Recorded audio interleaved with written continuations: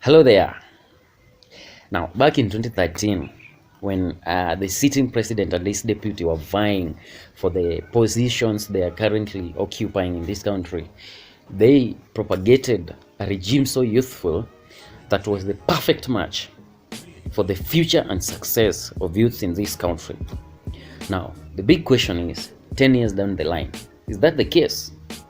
Well, I would have given you the answer, but the answer is logically vague. Why? Because in as much as the statistics show that the rate of youth employability in this country is relatively higher in this regime than past regimes, the ratio of unemployed youths to employed is so dismal and so pathetic, so wanting. And youths in this country are so destitute, so desperate, and are depressed. And youths are suffering. They have no basic source of income. What does that tell you about politics and politicians, though? A few weeks ago or a few days ago, I tackled something on the selectorate theory of politics.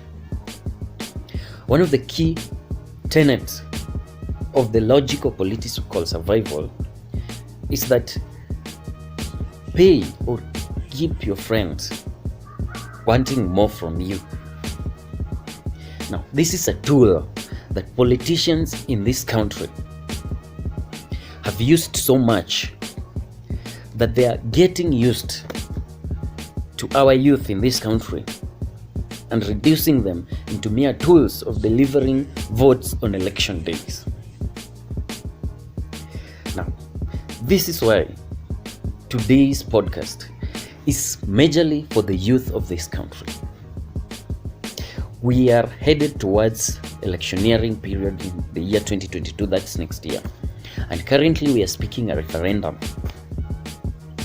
Youths across the country have backed the Building Bridges initiative blindly. Some of them are backing it blindly, while some of them are opposing it blindly without having even read the first page, the content page of that document.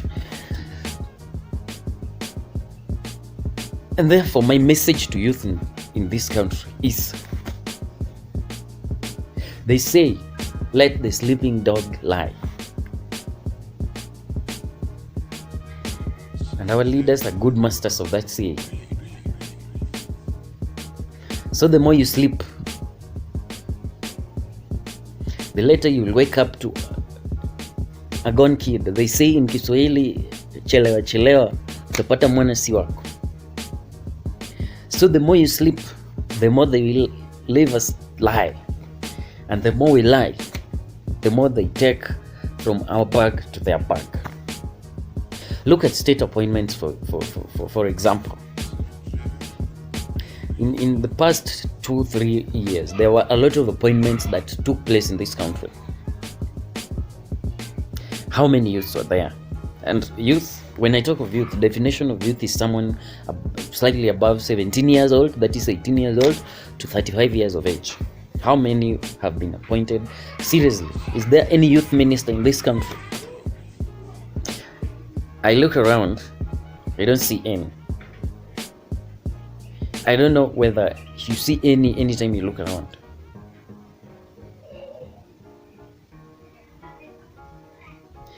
Now, as I said before,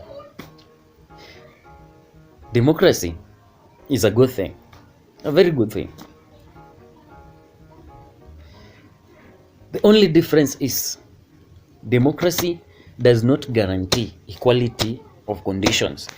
It only guarantees equality of opportunity to explore so that you can get conditions better than the one you were in before. What do I mean, or what am I driving at?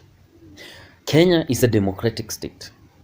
And being a democratic state, the youth have been given an equal opportunity with the old to vie for seats and to take positions on top of the food chain, including the presidency. I remember in 2017, Japheth Kalu's running mate was a very youthful man, and that was very good of him. Now, as we approach 2022, what do we expect?